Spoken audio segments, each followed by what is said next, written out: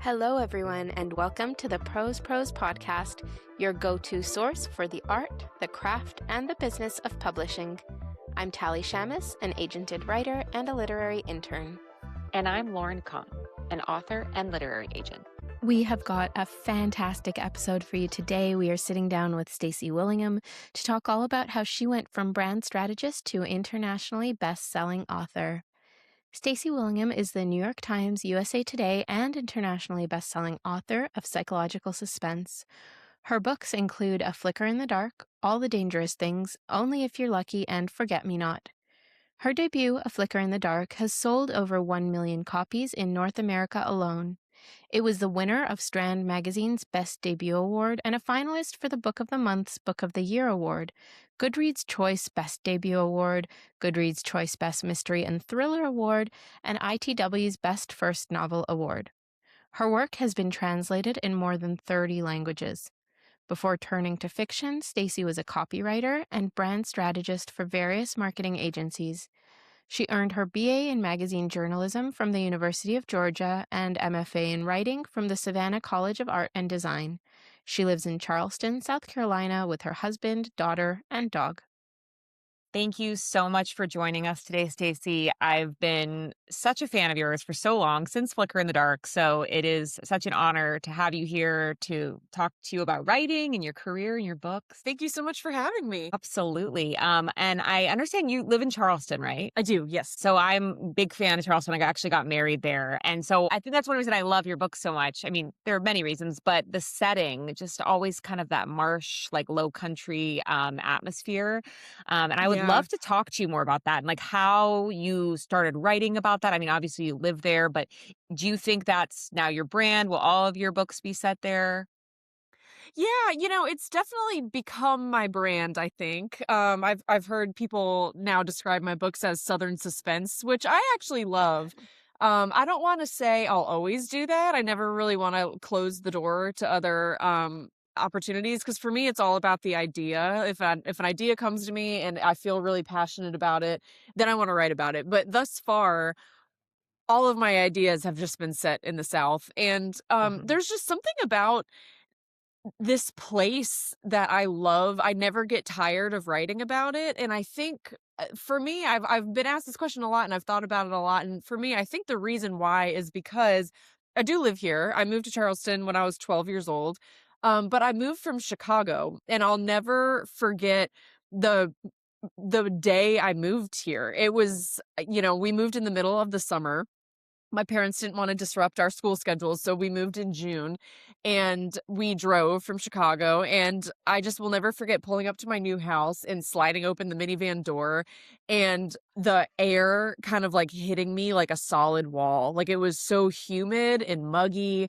And my parents lived on the marsh, and so there was like, the smell of the pluff mud and just the cicadas and just this every single sense was overwhelmed in a way that was so foreign to me. And something about that clearly stuck with me, because I've been writing about it ever since. So I don't know, in the 20 plus years I've lived here, those smells and sounds have become familiar and home-like to me, but I also am acutely aware of how different and unusual they are too. And so I think that's why I like to write about it so much. That's so fascinating. That actually reminds me of this conversation that was going on Twitter a little while ago, where people were discussing whether you can actually write an authentic setting without ever having visited the area you're writing about. What do you think? Yeah.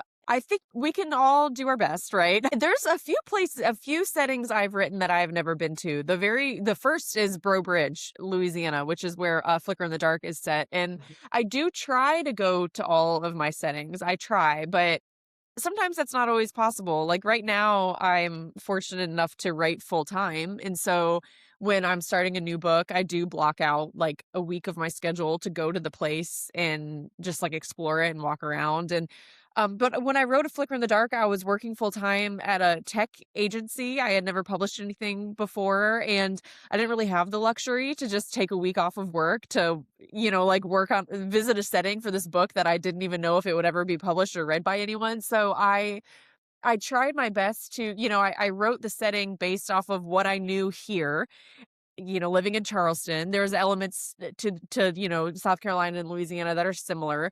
But then you just do as much research as possible. I mean, I like read articles about Bro Bridge. I looked at pictures. I went to Google Maps, clicked over to satellite view, and then actually like walked through the streets of Bro Bridge Ooh. on Google Maps satellite view to try and understand like how the town is laid out. And so there's certain strategies I think we can use to try and get as authentic as possible. But like the best example I think is I still get emails to this day from people who live in Louisiana saying, in a flicker in the dark, your characters are having a crawfish boil and they use Old Bay seasoning, and we don't use Old Bay in Louisiana. We use Zatarain.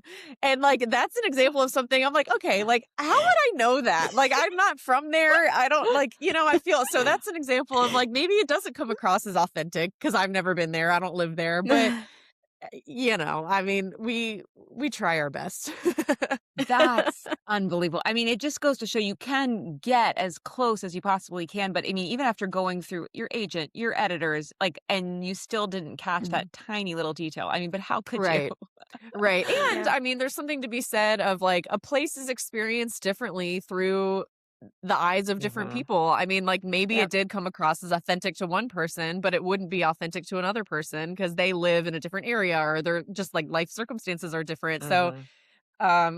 it's yeah, it's kind of impossible to please everyone. Yeah. I think it's the life of an author, right? You do Yeah, your right. best. Right. We do our Yeah. best. Yeah.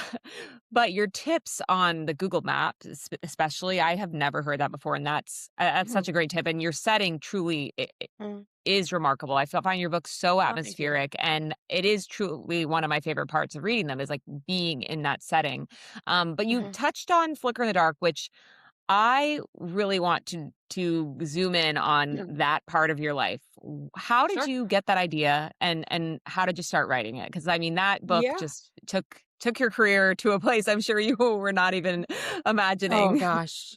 Yeah, I mean, it was like yeah, what happened with that book was obviously it was like the dream that I had that I was too afraid to even admit that I had it because it was so far-fetched, and I just can't believe that book has taken off in the way that it has. I owe a lot to my agent and my editor, and of course we'll get into that. But yeah, so I was, I've wanted to be a writer pretty much my whole life.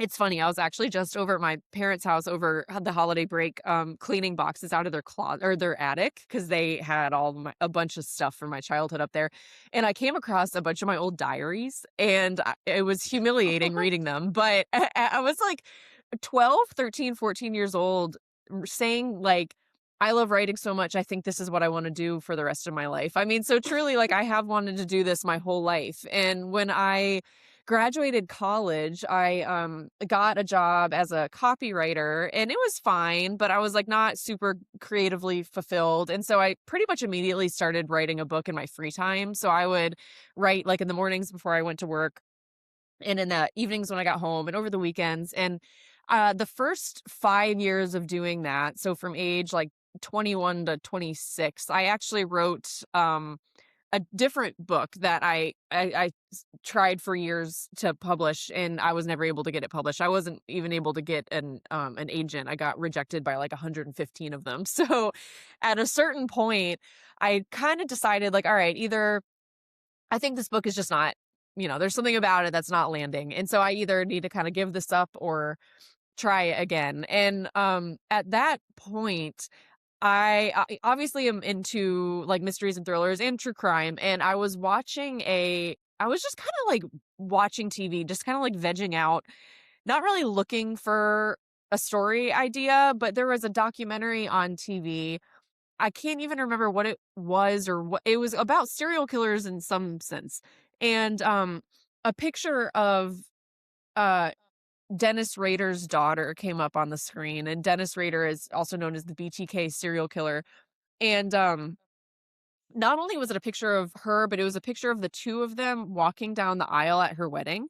And she was wearing a wedding dress, and her dad was walking her down the aisle. They were in a church, and I would later learn the BTK serial killer served as a deacon in his church. He was like a pillar of the community. And at the time that picture was taken and he was walking his daughter down the aisle at her wedding, he was an active serial killer and he had murdered multiple people, tortured and murdered people. And nobody knew that it was him, including his family. And something about that picture just really stuck with me. Like, I was curious, like, God, what would it be like to be her, to have good memories with her dad, like a happy childhood. And, you obviously love and trust your father enough to let him walk you down the aisle at your wedding. And then you find out years later that he's just a monster. And that was the spark for A Flicker in the Dark. That's why I wanted to write a book about the daughter of a serial killer. That's part of the reason why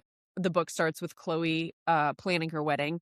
I was also planning my own wedding at the time, so I kind of injected my own, life story in there a bit. And yeah, and then it kind of just took off from there. I don't plot or outline. I just kind of wing it. So that was like that was the spark of the idea, and then I came up with a twist, and then I just sat down and it kind of just flowed out of me. So that book then took me about a year and a half to write, and my experience finding an agent was a total 180. I found my agent in 3 weeks. And he's my first and only agent. I'm still with him, Dan Conway at Writer's House, and he's just really changed my life. So That's wow, incredible. that is amazing. I'm sure Tali also, we have so many follow-up questions. I want to know about that first book.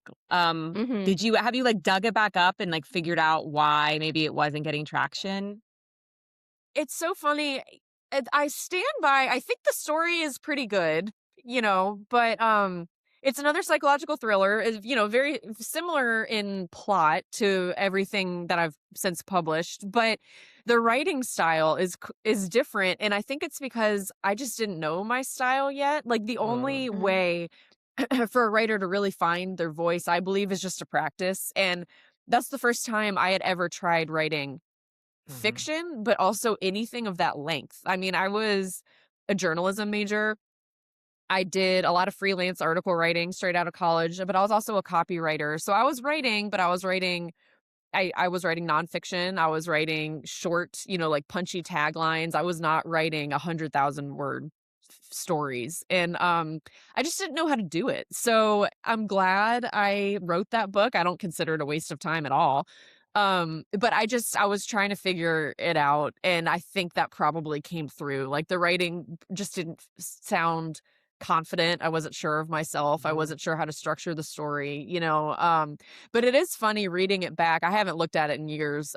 It's kind of humiliating, honestly, to look back at it. But the last time I read it, I remember thinking, all of my books thus far have been first person point of view, single narrator for the most part. Forget Me Not my most recent book is a slight change. I have two kind of main characters in that one, and I do a bit of third person, but I usually do first person point of view, single narrators, and they're set in the South. And that first book was third person, three alternating narrators, and it was set in Chicago, where I lived before I moved to Charleston. So it was really cold in the middle of winter, bleak, dreary, snowy. Like, it had a sense of place and an atmosphere the way my other books do, but it was a totally different vibe. And yeah. So I don't know. I think I just hadn't found my voice yet. I think the story was good, but I didn't know how to tell it.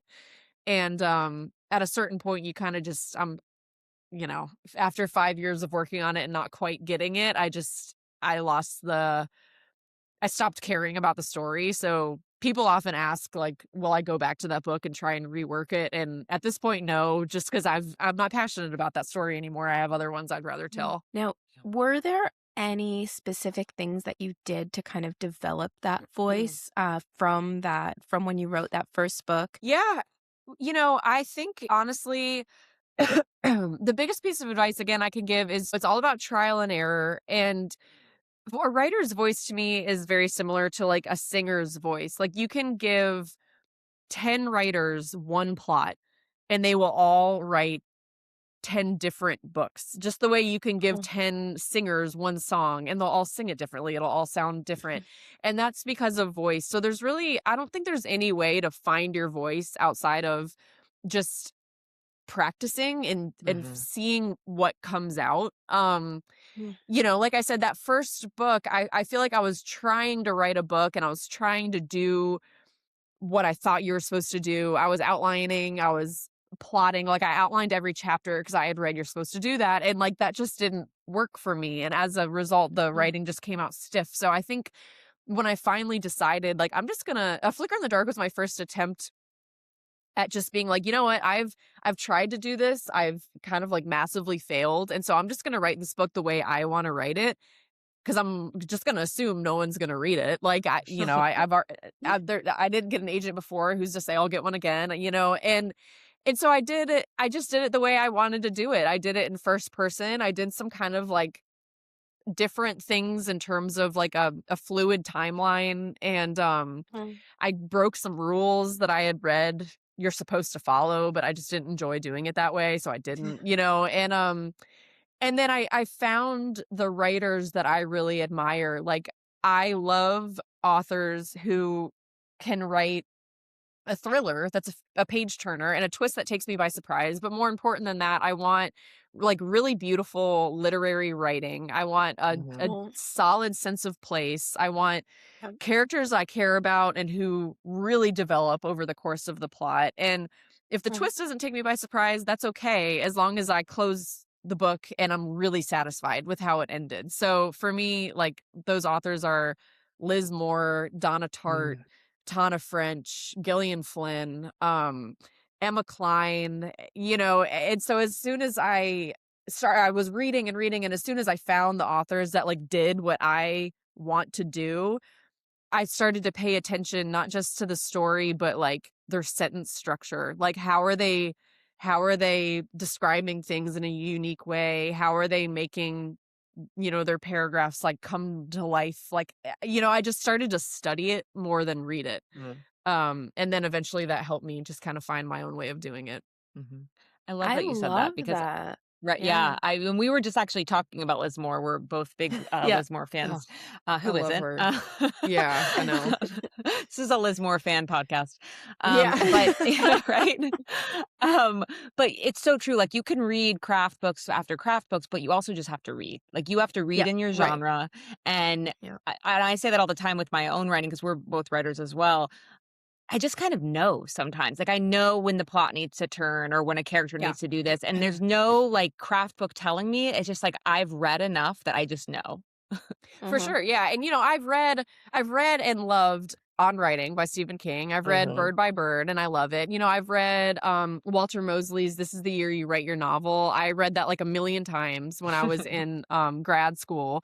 Like those are great. I took master classes when I was trying to figure out what to do. Like I just said, I went to grad school. I got an M.F.A. in writing, and those were all very helpful. But honestly, to your point, the most helpful thing is just reading other people's work, figuring out what pulls you in, what am I drawn to, and what is it about that writing that I'm drawn to. And then once I figure that out, you just practice and you figure out how to do it yourself. And that actually reminds me, so I was listening to another podcast that you were on, The Writer's Routine, and you had mentioned there that you start every day with reading. And I know that was a while ago. That was quite a few years ago. So has your routine changed? Do you still kind of do the same thing? And of course, you've had a child since then. So I'm sure that's changed something.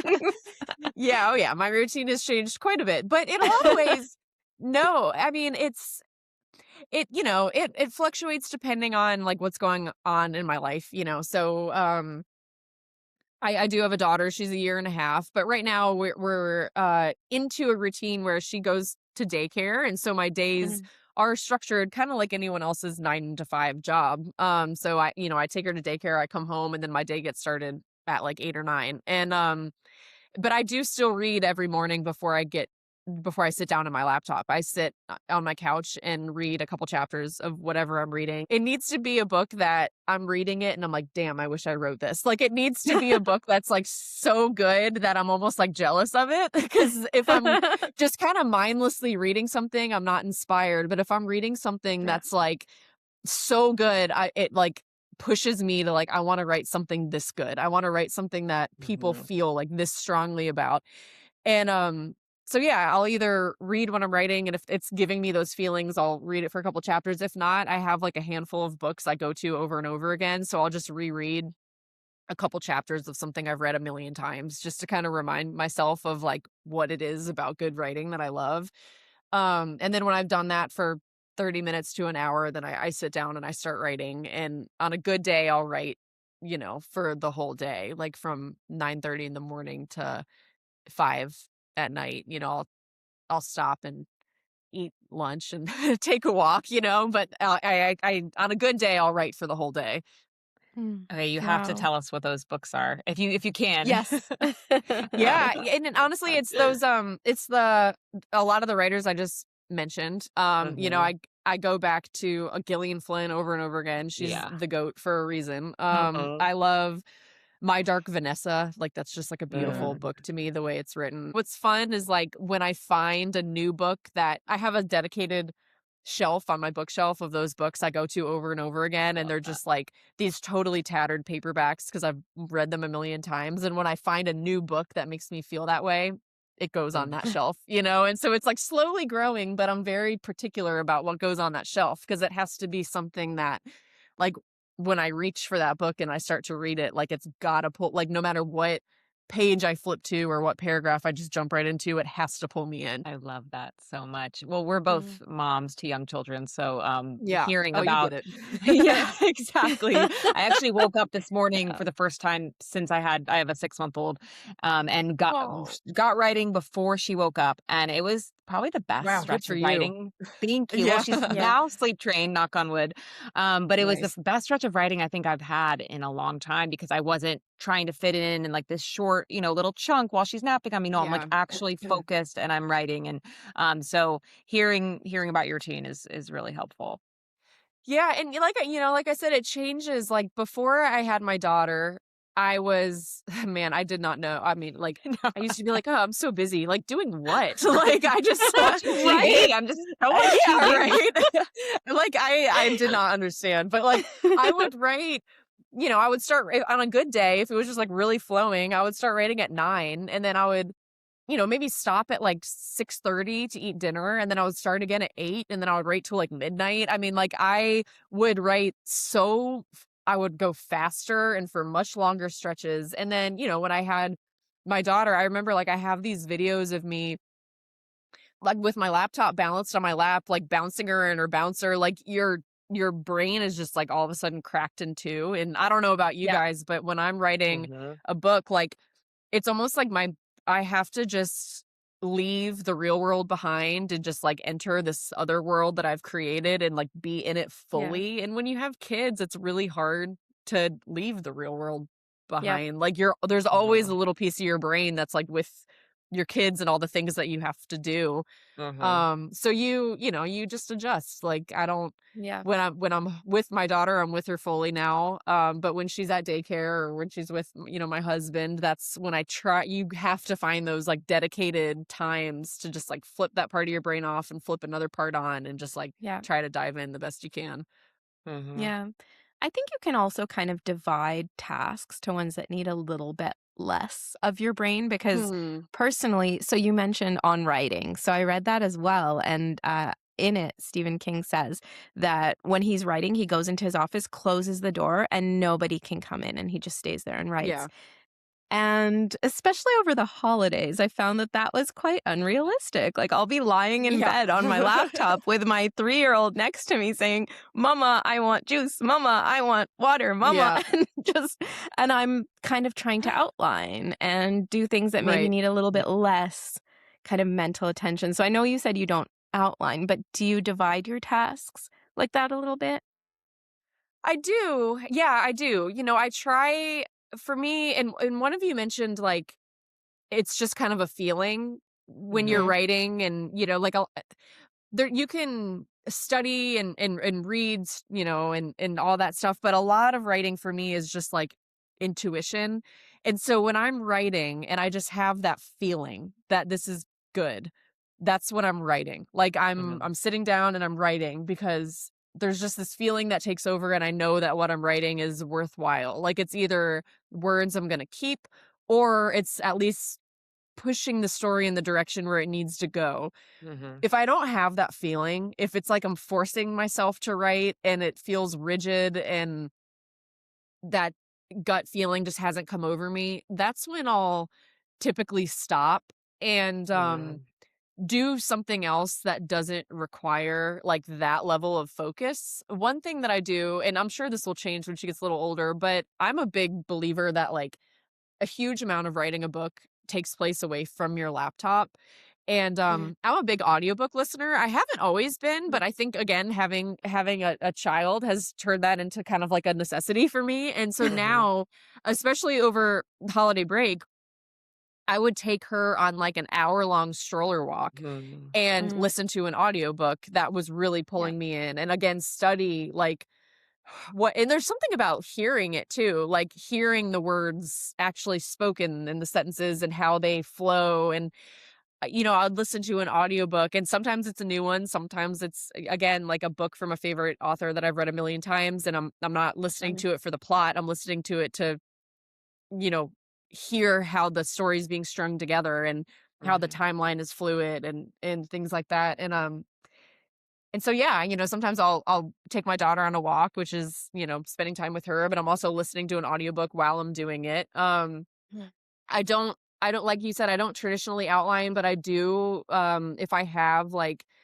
scenes that pop into my head throughout the day, I will write them in my notes app on my phone, or even just like speak them. Like oftentimes I'll talk like a voice note. I'll like voice note out a whole paragraph or two, and it doesn't it doesn't sound great, but then when I am in the right headspace, I'll take that into my laptop and then edit it. And so that's like a scene that I wrote while I'm doing the dishes, or cleaning the house or walking my dog. Like I wrote that scene when I was doing something else, but then when I have the time to like sit down and really dedicate my brain to writing, then I tweak it and edit it and turn it into something good. That was such a great question. I'm a huge stroller walker myself, and I just love to just put on my headphones and just lock in. Yeah, that's one of the highlights of being a mom, honestly, is the stroller walk. I'm a big for sure, they're the best. Yeah. Yeah, and I am so jealous of the two of you in your warm climates being able to do it year round. We have such a big snowstorm here today. And wait, where are you? Remind me again. I'm in Canada, so just north of Toronto. It's cold there. It's Yeah. cold. Okay. It's cold. We're in an area called the Snow Belt, so if that gives you an idea. Yeah. We're very spoiled. Like, I was just going to complain about how it's been like unseasonably cold here. It's like 50. And I'm like complaining about how cold it is outside. It's all relative. I'm in Florida. It's the same thing. It's like we went to the zoo and it was in the 40s and I was like, this is awful. So I get it. Yeah. We're spoiled. It's all right. So spoiled. But I want to touch on more about your pantsing, because I'm a pantser too, and I feel like I always have this voice in the back of my head that's like, you should be plotting, like especially because I am writing a thriller, and especially when it comes to the twists and the clues and the curiosity seeds, there's this voice in my head that's like, you should really be laying all this out first. But I love to just free write. And so I would love to hear more about your process and how you make those twists come together and you plant those clues and all of that. Yeah. So, like you said, and this feels like such a non-answer. A lot of it is just kind of like intuition and like a gut feeling, which I know you guys understand as writers as well. But you do have to strategize somewhat. Otherwise, it's, your first draft's going to be a disaster. And then you're not doing yourself any favors going back and editing it if you're just like completely free writing with no plan at all. At least that's how it is for me. Yeah. I have been in a situation where I'm on deadline and there's not a lot of clarity around what book I'm writing. So I just I'm like, oh, well, I'm just going to start and I'll figure it out as I go. I'm a pantser, and then I get to a point where I've written 40,000 words and I'm like, what the hell is this book? And then I have just given myself like a lot more work than was necessary if I had just kind of figured it out like a little bit more in the beginning. So I actually had a friend tell me, just because I don't plot on paper, I don't outline my chapters doesn't mean I'm not plotting. I'm just plotting in my head. And that kind of changed the way I view my process, because I do plot in my head. I for some reason I don't like writing it down. Like you said, I like the freedom that comes with staring at a blank page and not really knowing what's going to happen next. But if I like zoom all the way out and I look at the story, I know my characters, I know my setting, I know the big twist at the end. So I at least know like the direction in which I need to take them. And so it's like, it's a cliche, like, analogy, but it's like standing at like the starting line and you can see the finish line in the distance, but there's no like path to get there. So you kind of know where you're going, but you go over all these like hills and curves to get there. There's probably a more straightforward way to get there, but at least I'll get there, and when it comes to planting clues and things like that, when I have an idea of what the main twist is going to be at the end, I at least know like I need to plant suspicion on certain characters, but it can't be obvious. I'll find ways for my main character to realize things about herself or the people she's with without making it glaringly obvious that she's realizing something. So a lot of times that's, she'll notice something in a room, or she'll notice like a tick that they're doing or a habit, but I try to bury that into like, she'll notice 5 things about a person and one of them is important, and so the reader may not pick up on like, oh, that's a clue, because she's just a perceptive person. Like she's been realizing a lot of things about this person, so like you've got to bury it in there. It's a tricky balance. Like you can't bury it too deep because then the reader will skim right over it. I can't be just like sitting there on the surface, because then they're going to be like, oh, well, yeah, and a lot of times that's then the editing, I'll go back and I'll have my agent or my editor read a draft, and they'll say like, well, this came out of nowhere. And I'm like, well, the clues were there, but clearly I buried them too much. So then I'll unearth them. Or they'll be like, I saw this coming from a mile away. And I'm like, okay, well, then I need to bury them a little deeper. Like that's typically how that works. But oftentimes I'll plant more clues than I need. I'll just plant clues as I'm going and kind of I have a mental list of like, here's the 10 things I need to tie up at the end. And if I tie up like 6 or 7 of them, then I go back and I get rid of the ones that ended up not being used, if that makes sense. Like I give myself more than I need to work with. So I have things to use at the end. And then some of them I use, some of them I don't. If I don't use them, I get rid of them. Does that answer your question? Yeah. It's hard to get it out of my head. Yes. Okay. That's why we're writers. Yeah. But it's actually that point about getting rid of stuff. That's shockingly a great tip, because I can't even tell you the amount of times I've like been thinking about this like one character, this one thing, and I'm like, now how do I connect that? How do I connect that? But honestly, maybe just get rid of it. Like that might be the move. You don't always need it. I mean, I've had a few, I try to have like several twists in my books. There's always kind of a big twist, but then there's like maybe, another 1 or 2 leading up to the big twist. And I have had drafts where my agent or my editor will say like, there's too many, like take one of these out. Like you don't need this, and I think oftentimes that's me trying to tie up everything, but maybe there is a few things that just aren't needed. Like I put them in there to give myself a path forward when I was writing. But then once the full story kind of like presents itself, I don't need, that was like a thread I was trying to tie that doesn't really need to be tied, and it is ultimately taking away from the main story. And that's where a good, like agent and editor and beta reader comes in, is to help you identify those things. So that's how I try to do it, at least. Yeah, no, that was really helpful. And there are so many things that I would love to reference specifically from your book, but I don't want to give away spoilers, because I'm sure we have listeners.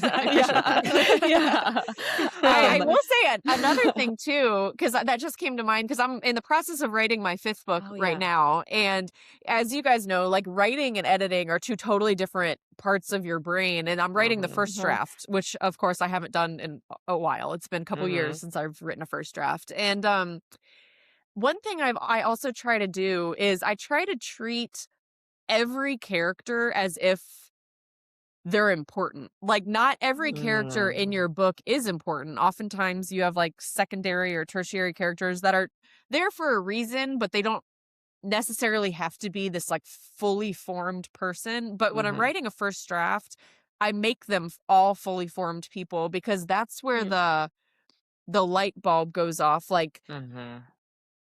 like, okay, I have this one character who is just kind of there, like they're not really doing much. But if Mhm. I give them a job and a backstory and hobbies and passions, then all of a sudden they are serving a purpose I didn't think that they had to serve. And then that Mhm. like gives me Right. a whole new twist, or you know what I mean? So I try to Yeah. Yeah. create every character 100%. as like a main character, and not all of them need to be, but in the beginning, if you treat them that way, that's where like all the little Yeah. light bulb moments come as you're Oh, going. yeah. I love Yeah. those moments where those connections happen and you're like, "Oh, this was their purpose," is Right. honestly my favorite part of like pantsing. Me Also, because too. 'cause I'm a pantser, Yeah. and Yeah. I Yeah.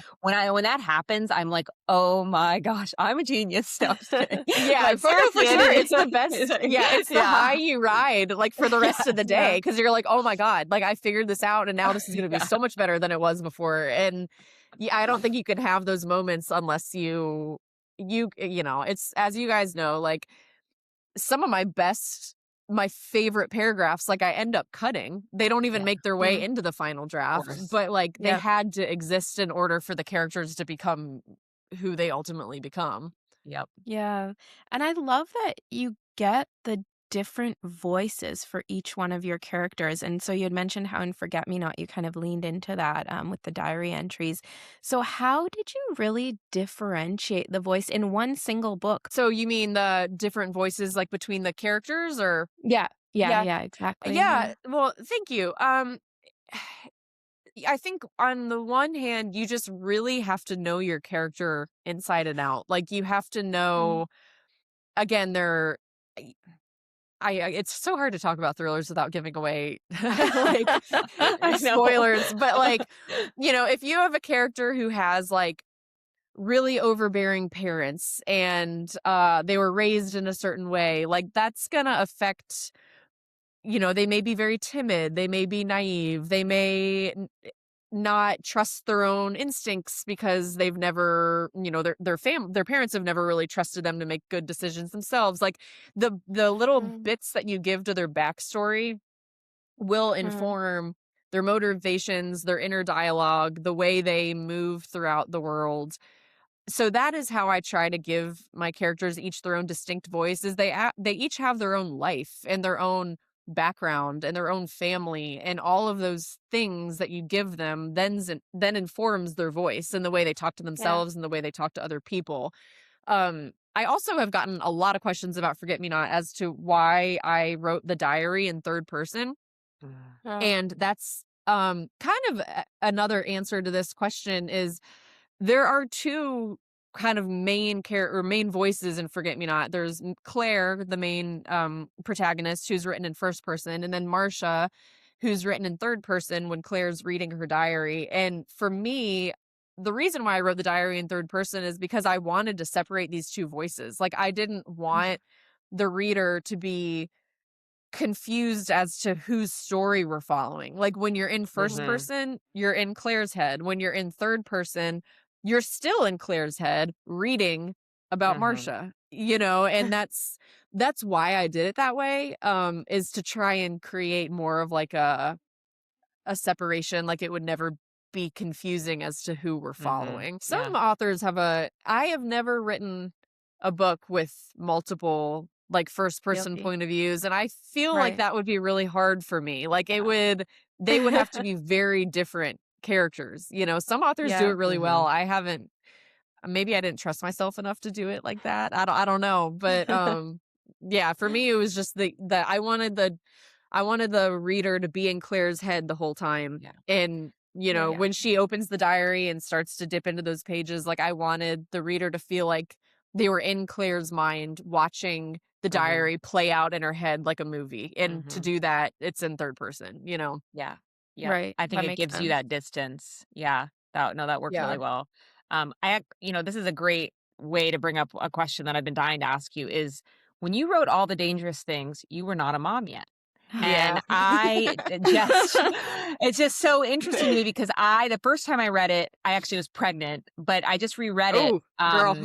Yeah, I was very early in my pregnancy. Yeah. I didn't understand, but now I just reread it a few months ago, and I saw it through such different eyes. And Yeah. I did read it when I was in the middle of like the 3-4 month regression. So I completely understood that like sleep deprivation, and the way you captured that was just, I felt so brilliant and so accurate. Thank The you. pieces about a mother too, like overcoming that sleep deprivation to just still have that adrenaline to find their child, because I'm always talking with new moms about how when you're sleep deprived, it still, it doesn't matter. Like, I have this adrenaline to care for my child that I don't know where For it's sure. coming from, but Right. it's Yeah. there. Because you have And to. There's you no, have yeah. to. Yeah. So Exactly. so reading that now as a mom, I saw it so differently, and I would love to hear about like your reflections on that book now, and if you've reread it Yeah. or like how you think about it differently. Yeah, I'm Yeah, that's dying a to know really good this too. question. Yeah, I have not reread it, and to be honest, I I don't when I turn in my final draft, like when I've done, the proofreading and the copy editing and first pass pages, and I turn it in and it's like, all right, going off to the printer, I never read it again. Like, I don't, Yeah. when my hardback comes, I don't read it. I don't listen to the Makes audiobook in sense. full because it's like, to me, it's like I'm gonna find something that I'm like, God, I wish I did that Yeah. differently. And at that point, like, why torture myself? So I've Yeah. not read it again. Um,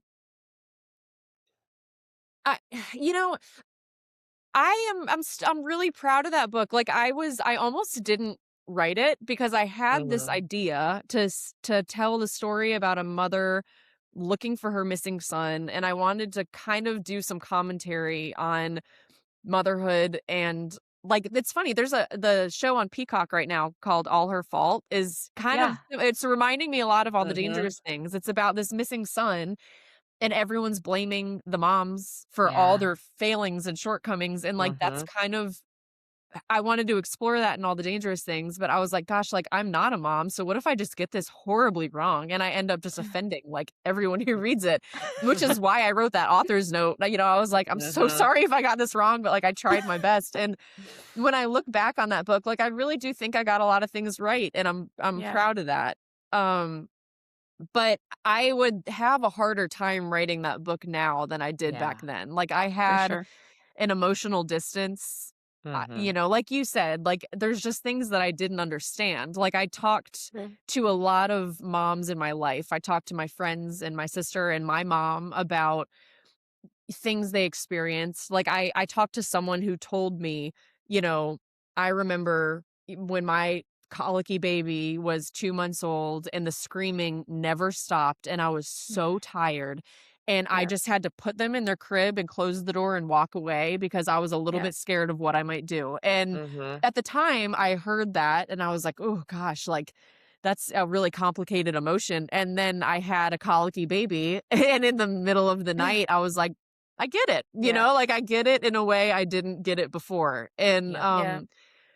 so reading, just talking to all the moms in my life and Mhm. reading memoirs and things like that is the way I informed that book.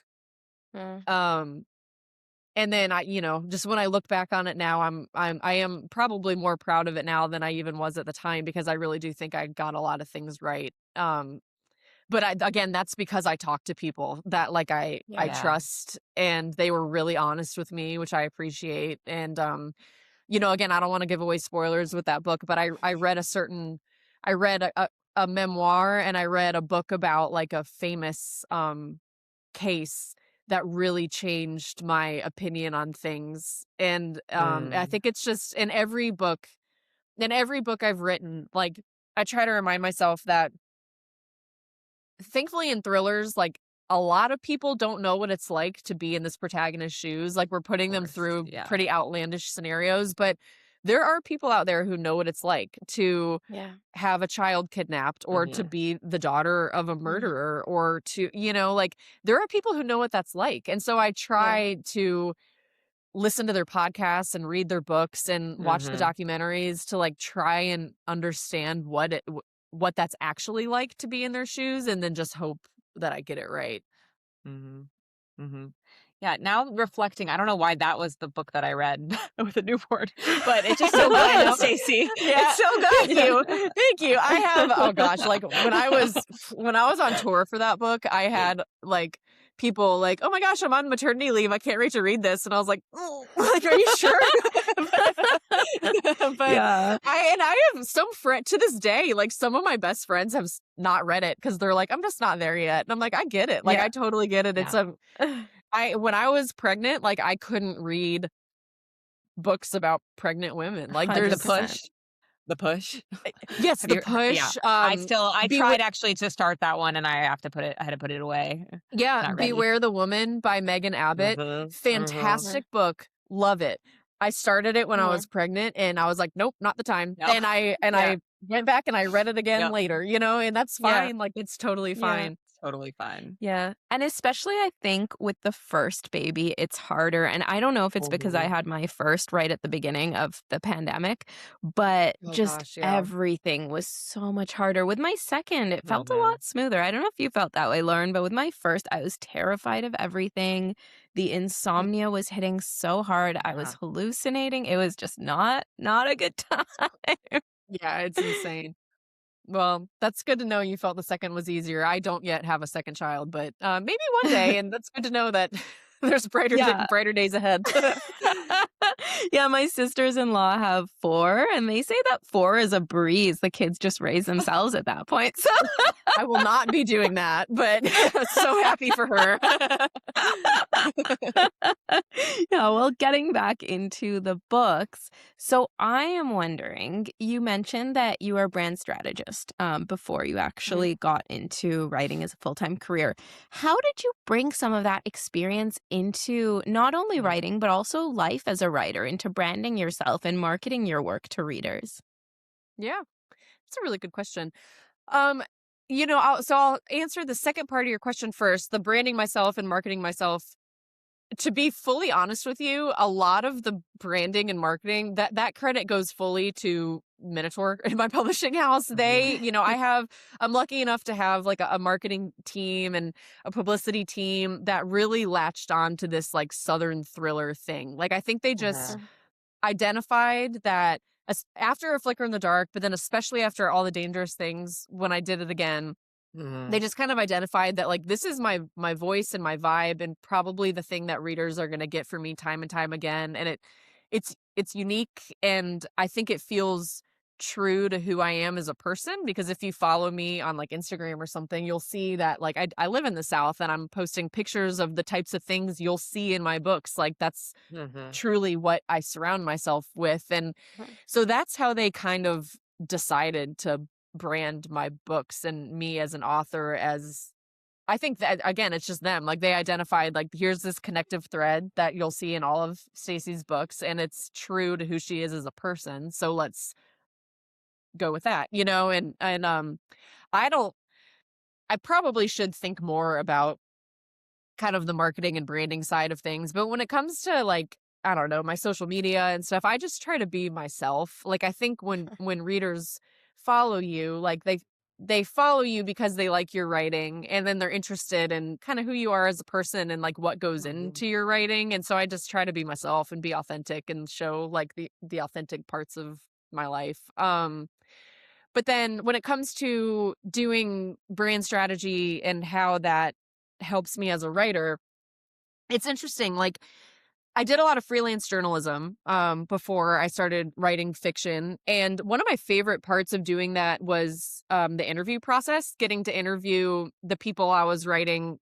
I did mostly feature articles, like very like people centric features, long form features. And I really liked going into an interview with interview questions and kind of having an idea of like where I wanted the conversation to go. And then all of a sudden, like we've done, you kind of go down these side roads that you didn't anticipate, and you learn something about the person you're interviewing that takes you by surprise. And then all of a sudden, you have this whole conversation that you couldn't even plan for. And that's where the beauty, like that's the best part of the article, you know, is like when you really like get to know someone. And I Yeah. really loved that. And being a brand strategist was really similar. I used to have my clients would be these brands, and I would write their, like their website copy or their manifesto, their taglines, like everything that would convey to the customer who this brand was. But in order to understand who the brand was, I had to understand who the people were who created the brand. And so I would sit down with them and I would interview them just like I was writing an article. I would just get to know them and like, why did you start this company? What's your, and like all these little gold nuggets would come out of that conversation, and then I would be able to inject like real life into this copy that I wrote that made, hopefully my attempt was to like make this brand seem human and Yeah. relatable because I got to know the human behind it. And that's exactly what I do when I write fiction. Like I kind of try to treat my characters are obviously not real people, but I try to treat them like real people and understand like why are they doing what they're doing? Like what is it in their history and their background that motivates them and makes them make these decisions? And you know, a a good plot is important obviously, and setting's important, and a good twist is important, but like if for me, if I'm reading a book and the character's static and I don't care about them, then I don't really care about any of it. So you have to find a way to make your characters so human, and it has to come across on the page. And I think I learned how to do that from being a brand strategist and being a journalist first. Oh, that's really fascinating how you were able to kind of carry that experience forward, and especially the thought of applying it to your characters. I think that's fascinating. I don't know if you've read GMC, Goal Motivation Conflict. I know it's kind of mandatory Hmm. reading for some MFA programs, but Yeah. so in that book, the author actually recommends that you have somebody else interview you as your character. So they just ask you Oh, questions that you wow. haven't prepared for, and you answer them in Oh, the point of view of your interesting. characters. Yeah, so that really Yeah. reminded me of that. Yeah, really cool Yeah, stuff. that's a really good exercise. I mean, in a lot of ways, that's during the editing process. Like when I have a first draft that's finally done, I send it to my agent and he reads it, and then we hop on the phone and we talk about it.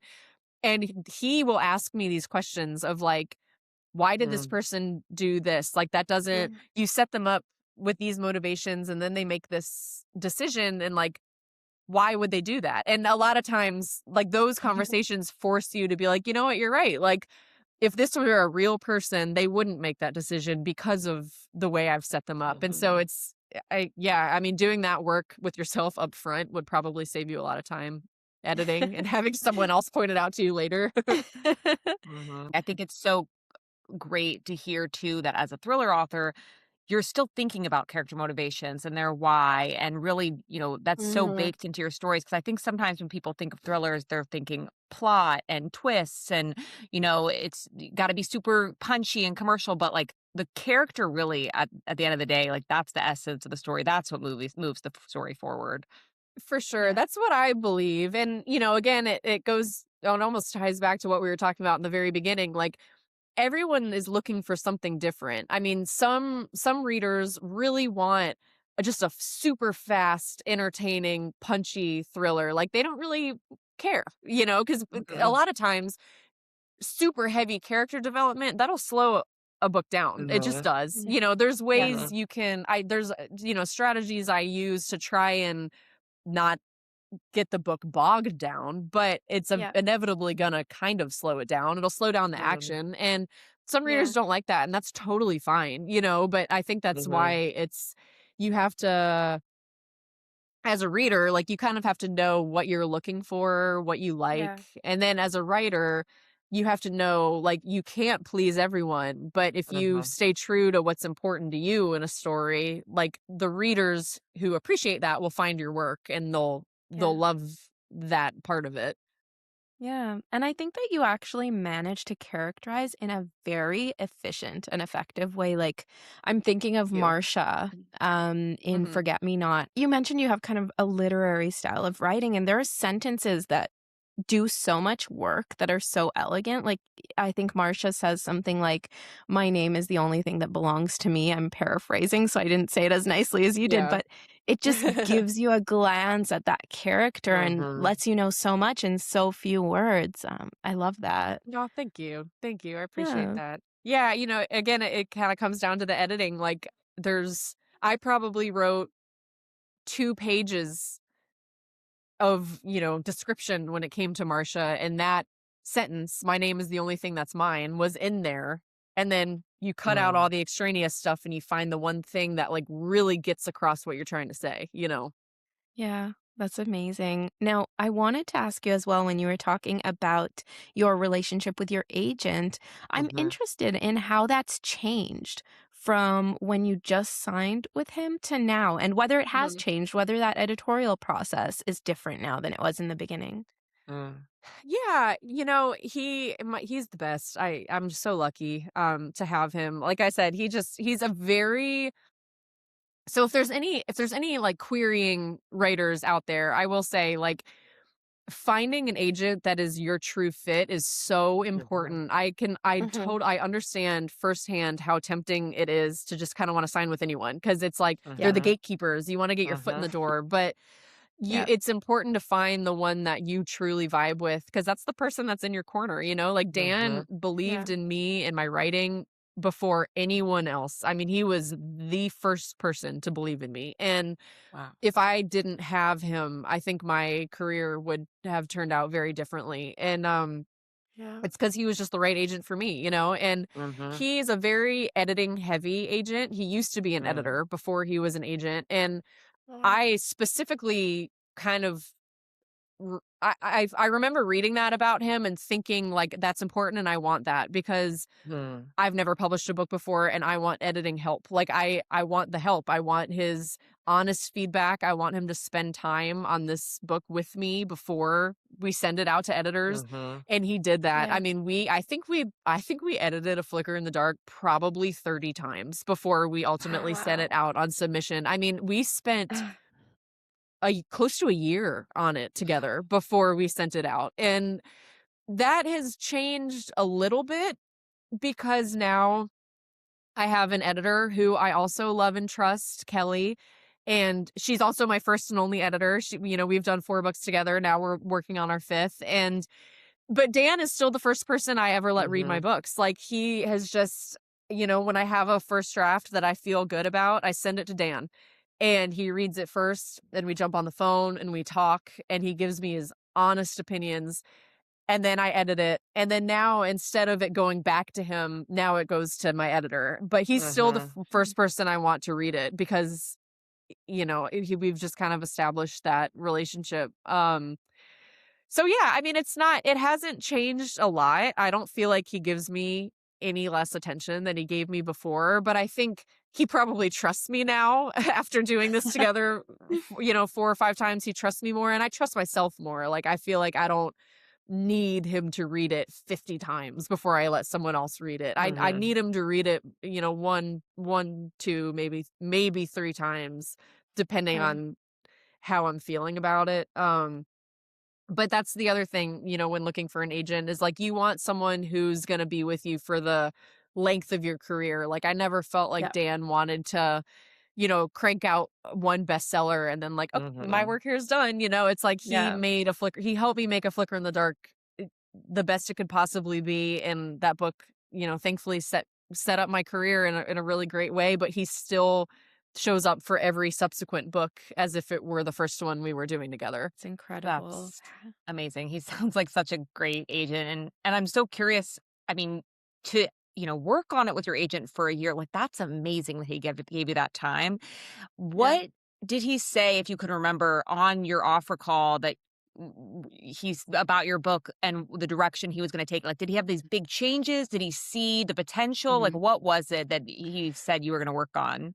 Yeah, I actually will never forget this conversation, and we've told it a million we've done, like craft fest we've talked to writers together, my agent and I, and it's kind of just become this like funny story we tell. he called me, or he set up a call probably like 2 weeks, maybe less, maybe a week and a half after I sent him a Flicker in the Dark. And he was like, I want to get on the phone. And we jump on the phone, and he offered to represent me during that phone call. And I was like, well, what'd you think about the ending? Because I'm pretty insecure about the ending. Like, I don't know if I like landed it correctly. And he was like, well, I actually haven't gotten there yet. I've only read the first 3 chapters. And I was like, Wow. like you're offering to take this book on and you've only read the first 3 Oh chapters. And my he was like, yeah. And I was like, well, what happens if you hate the ending? And he was like, if I hate the ending, I can help you fix the ending. I can teach you plot. I can teach you character development. I can teach Wow. you pacing, but I cannot teach you voice. And I can tell what your voice is in the first 3 chapters. And that's what I want to sign. And Wow. that type of like off the cuff trust is something that like I had yet to experience as a new writer. And so it was kind of a leap of faith. I was like, okay, like, like I had other agents come to me a few days later who had read the whole thing and who did want to sign me. But I went with Dan, who hadn't even gotten past the first 3 chapters because he had that much faith in me, And Wow. so we signed, and when he finally did finish it, he actually did kind of hate the ending, and but he helped me through it. I mean, he gave me quote unquote homework. Like he told me, here are the books I want you to read that really nail the ending. Like read these, learn, like figure out like how they did it, like study their character development. Like he taught me in a way that was so invaluable, and together we figured Yeah. out how to make it work. And yeah, I mean, that's the importance of a good agent, I think. Yeah, it Wow. it is so important to have that champion, to make sure that you're signing with someone, as you said, that's going to be alongside you for your entire career. And, Yeah. for some writers, that might not look like Flicker in the Dark. That might look like a Mm-hmm. first book that dies and a second book that dies and a third book that Totally. dies. Yeah, just having that partner is so important. For sure. And and it's like I said, I feel very lucky that A Flicker in the Dark did so well kind of right out the gate. But I've had I'm on my 5th book now. I've had books that All the Dangerous Things, I wrote it in 8 months in 2 drafts. It was so quick and easy. Wow. Mm-hmm. I've Forget Me Not. I love that book. I'm so happy with how it turned out, but that book was like pulling teeth. Like I was pregnant and I had a newborn when I wrote it. I had a really hard time with it. And Dan stuck by me in just the same way. Like he read a first draft Yeah. that was truly bad. And I think that was like the first time he had probably read one of my drafts that he was like, ooh, like, but he never like, it didn't scare him away, I mean, he was like, it's okay, we could do this. And that's Yeah. what's important, is like you have someone who's with you for the really good ones, and you have someone who's with you for the ones that are not that easy, but they stick with you just the same. Yeah. Yeah. And yeah, Oh, one of the he key sounds things for amazing. me actually, so when I was signing with my agents, I was doing a lot of research to figure out whether they were the right fit for me. I'm co-represented, so that's why I say they. Mhm. Yeah. And so I was asking a lot of my friends in the writing community, do you have any friends that are represented by them? What are your thoughts? And one comment that really stood out to me is one of my friends said, oh yeah, my friend is signed with her. She's had 6 books die on sub, and they're working on the next Mhm. one, and it's sold. The next book sold, Yeah. thankfully. Yeah. But that Yeah. just knowing that they're there for the long haul. It's such a great point. And I think, you mentioned querying authors. We have a lot of querying listeners. And I Yeah. wanted to ask, because you said, well, one point, he only read the first 3 chapters. That just goes to show how important it is that your opening chapters are Mm, doing the heavy lifting, because an agent Yeah. yeah, may only read the first few chapters. Like if you're like, oh, the Yeah. best part's in the middle, you just have to get there. They might Right. not ever get there. Right. So I Right. think that's huge. And also just wanted to ask, how did you know your book was ready for querying? Because you mentioned you were insecure about mm, the ending. So what just made you be like, you know what? I think it's as good as it's going to get, and I'm going to send it. yeah. Yeah, I think there's, I'm a tinkerer. Like even Mm-hmm. like I mentioned, like the reason I don't read my final drafts is because I'll tinker with them forever. And at a certain point, you kind of start to realize that the tinkering, like I'm just doing it to kill time. Like I'm just like Mm-hmm. I'm doing it because I'm scared and I don't want to send it. It's not Yeah. actually making the book better, And I feel Mm-hmm. like it got to the point where I realized this is as good as I can get it by myself. Like there's things about it that aren't working. I felt like the ending, it was rushed. I didn't quite know how to land it. Like the twist was the same. You know, he didn't change much at all plot wise. He just helped me. I just didn't know how to like structure it in the right way. And I needed someone to help me with that, you know? And so I think it just got to the point where I was editing it and reading it and rereading it. And I was tinkering with things and moving things around, but it wasn't making it any better. And so that's when I realized, like, this is not perfect, but I can't make it perfect by myself. And so this is as good as it's going to get with just me, you know? And that's when I decided to send it out. It's hard to do, you know, you want to make it as perfect as possible, but it's just like, you can't. Yeah. That's why editors exist. Yeah. It's true. Awesome.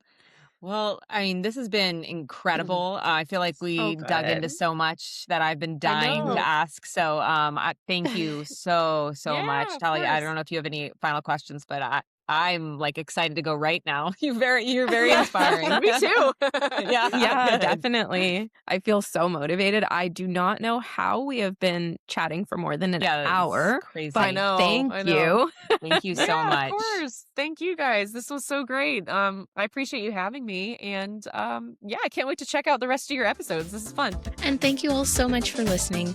We hope you've enjoyed this episode of the Pros podcast. And remember to check back next Tuesday for a new episode.